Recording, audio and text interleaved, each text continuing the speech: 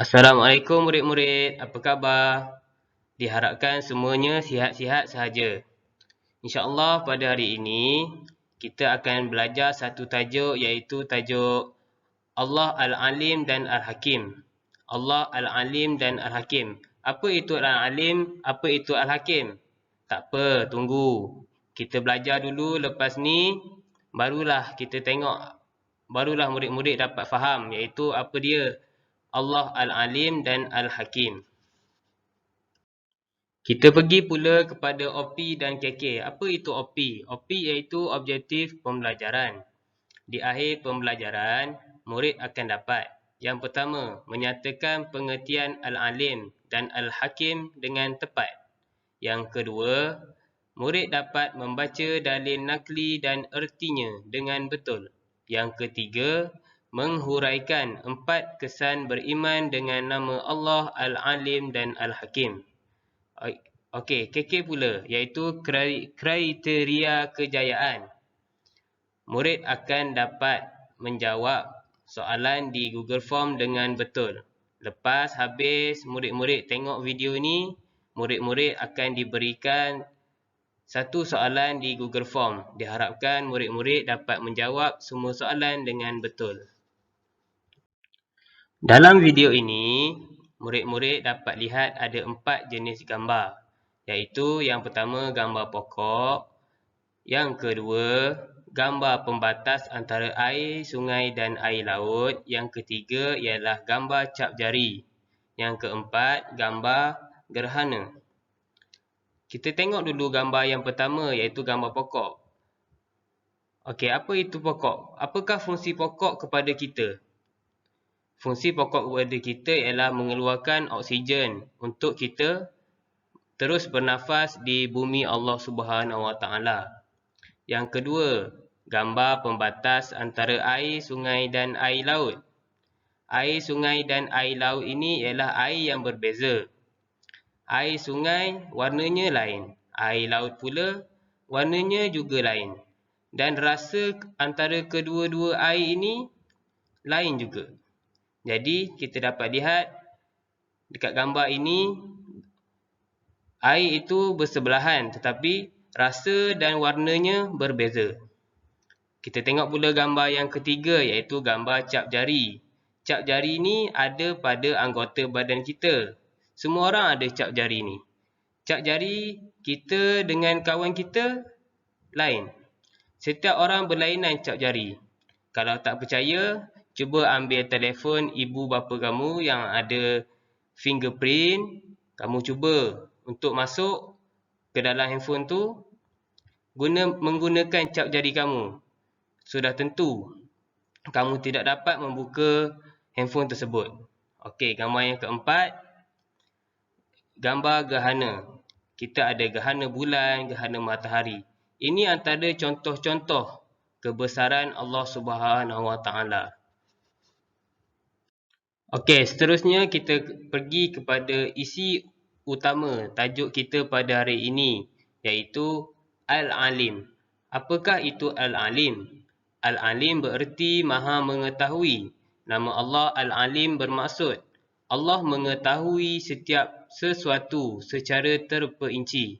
Tiada sesuatu pun yang tersembunyi daripada pengetahuan Allah Subhanahu Wa Taala.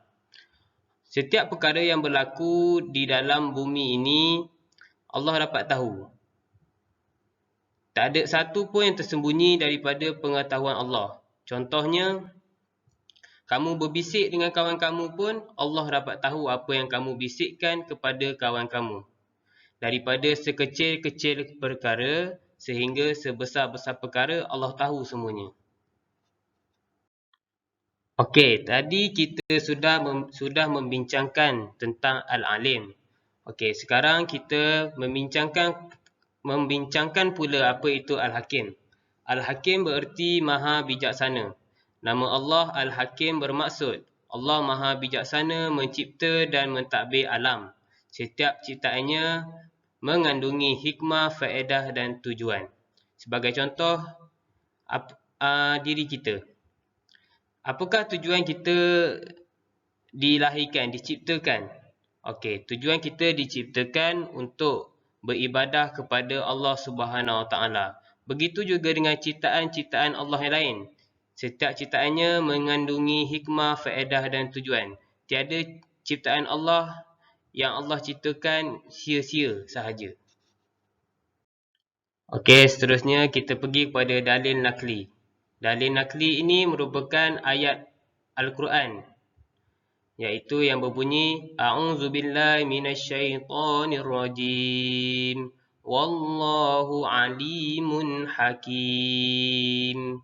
Maksudnya, sesungguhnya Allah Maha mengetahui lagi Maha bijaksana. Surah An-Nisa ayat 26.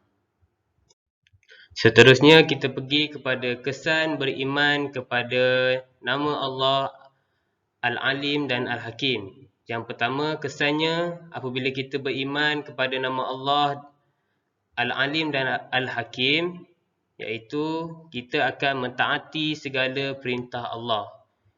Segala suruhan Allah Subhanahu Wa Taala kita ikut dan segala larangan Allah kita tak buat.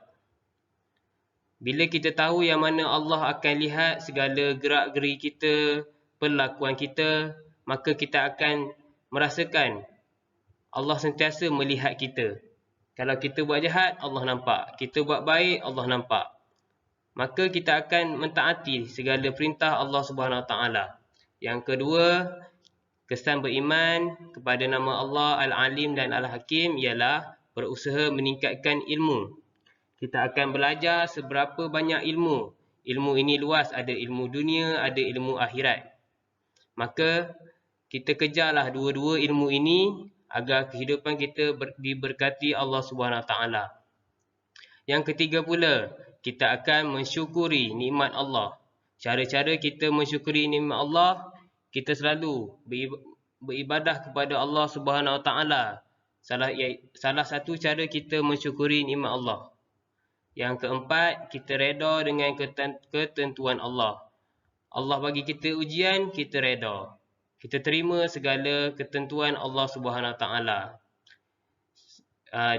Sebabnya, apabila ada suatu ujian itu, maka ada hikmah dia yang tersendiri. Okey, sekian sahaja pelajaran kita pada hari ini. Moga-moga video ini bermanfaat untuk semua murid-murid. Sekian, wabillahi taufiq wa hidayah. Assalamualaikum warahmatullahi wabarakatuh.